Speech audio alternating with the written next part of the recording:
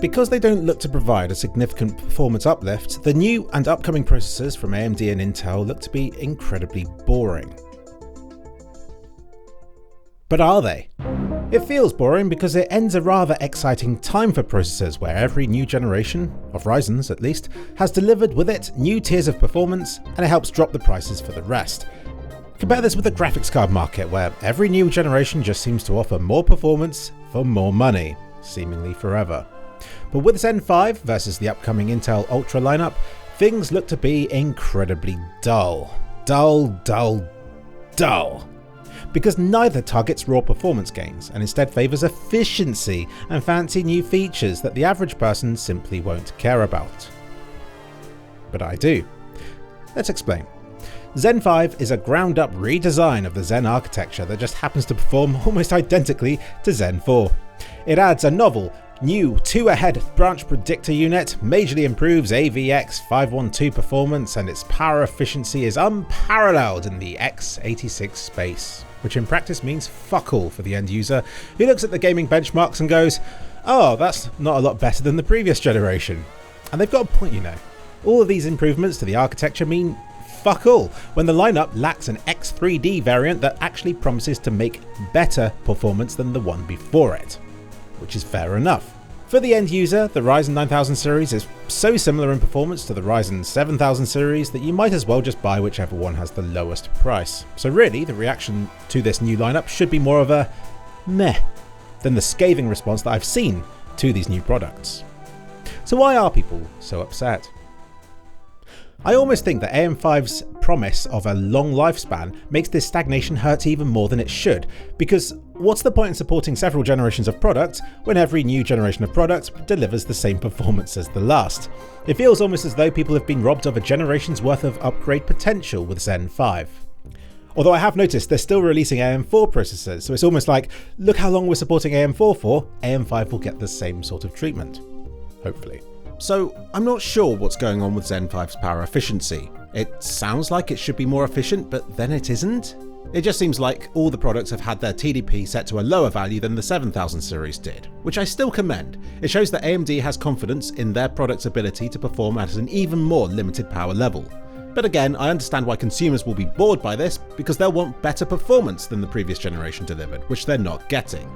But to appreciate AMD's approach to this more, let's take a look at Intel, who, up till now, have been doing the exact opposite by throwing all of the power at their processors in order to squeeze the last few percentage out of their benchmarks. It's a clear sign that the company has been pushing their products far further than they should have been, unlike AMD, who seem to be taking it in the opposite direction. It should be something to be praised. It makes their products easier to cool, cheaper to run, and it means AMD is hitting Intel where it hurts. But it's as though people imagine AMD has a slider where they could have struck a better balance between a bit more power efficiency and a bit of extra performance, but instead they chose to invest it all in extra power efficiency for some reason.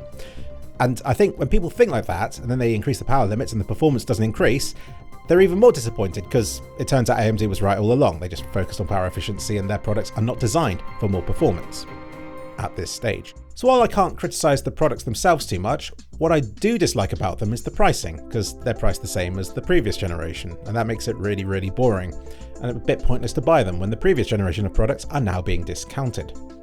This seems to be AMD tradition at this point, to release products at a really rubbish price point, to get scathing reviews for that reason, and then to be immediately discounted afterwards, by which time the damage is already done to their reputation. Well done, AMD. At least they're consistent. Meanwhile, Intel's upcoming Ultra lineup with their silly naming scheme looks to be even more of a change under the hood, yet even more boring for the end user. Zen 5 was memed at for only offering 5% extra performance, but Intel's Ultra series boasts a performance regression.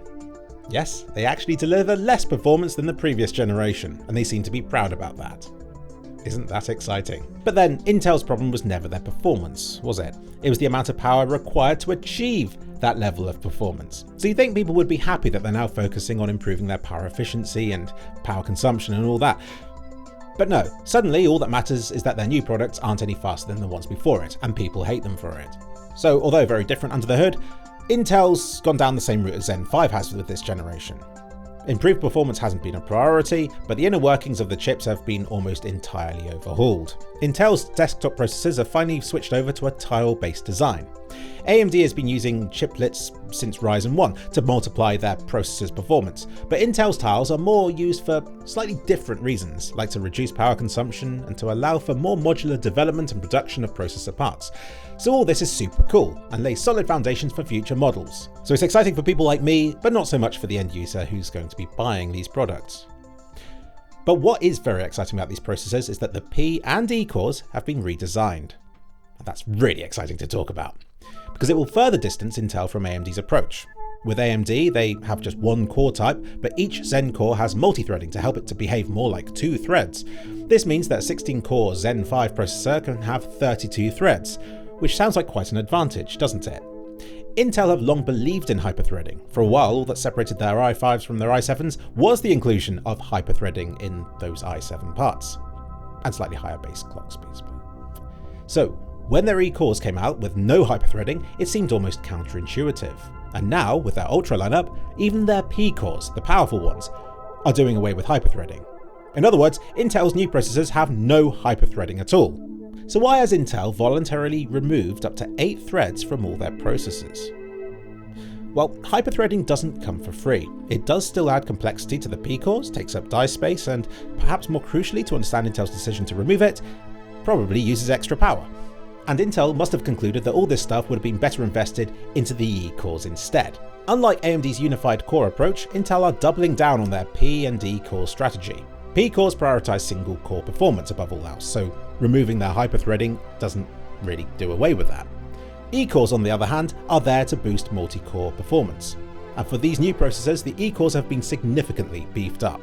So the previous generation of E-cores were only as fast as Intel's 9-year-old Skylake cores, but they are now as fast as Intel's fast cores from 3 years ago, first generation P-cores. And there are still just as many E-cores as there were before. So there. Clearly, the power that used to go into hyper-threaded P-cores is better spent powering these newer, faster E-cores instead. So because Intel's processors aren't out just yet, take what's been said here with a pinch of salt. At least with Zen 5, it's already out and we can judge it for how disappointing it is. But do know that neither company seems to be aiming to significantly perform performance with this generation. Wait, I'm sorry, perform performance, Philip. This is why I don't trust you live. Neither company aims to improve performance with this generation. They instead look to be investing into their architectures and to be building stronger foundations which will pave a way for better future generations of products. The stuff we're getting this generation is still fascinating from a technical standpoint, but if all a consumer cares about is performance, then I can understand why they'd be disappointed. Still, isn't it nice to know our current PCs haven't been rendered any more obsolete by the new releases for once? So, what is there to look forward to right now? Well, Planet Coaster 2 looks really exciting, but also Ryzen 9800X3D has been teased at and should finally be the best gaming chip on the market, bar none, and super efficient to boot. And the N100 family, which I have here somewhere actually, where is it? Give me a sec. So this right here is an N100. God, now I have the microphone the wrong way around. Can't trust me with anything these days. But put it simply, the N100 was finally the processor that combined the low price and power consumption of things like Raspberry Pis and Atom processors, but with a level of performance closer to that of a full-blown desktop PC. There I was getting excited at the Ryzen 2200G for being a processor and graphics card for under £100. Well, this is a whole PC for under £100. It had 4 of Intel's old E-cores, so was about the same performance as an Office PC from about 10 years ago. But now, if they move over to the new E-cores, performance should be much improved, bringing to the ultra-budget PC market the sort of performance previously reserved for budget Office PCs from 3 years ago. What a time to be alive! But really, what I think we have to look forward to most is less about a particular product and more to do with the increased general competition between more companies and products, and across more different metrics than ever before. NPUs are now a thing whether you want them to be or not, and the race is on to find uses for them and to make them good enough to actually be useful. With Snapdragon encroaching on the desktop space and with the gap between portable and desktop power ever shrinking, we can expect to see rapid progress in every aspect in the coming years. But I suspect it will be power efficiency more than raw performance that will dictate the winners in the coming processor wars.